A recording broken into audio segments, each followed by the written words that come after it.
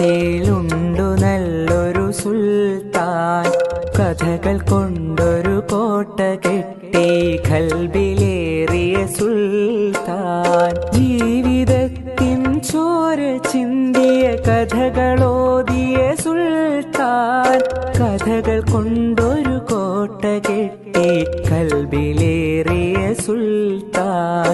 മലയാള തറവാട്ടിലുണ്ടു നല്ലൊരു സുൽത്താൻ, കഥകൾ കൊണ്ടൊരു കോട്ട കെട്ടി ഖൽബിലേറിയ സുൽത്താൻ.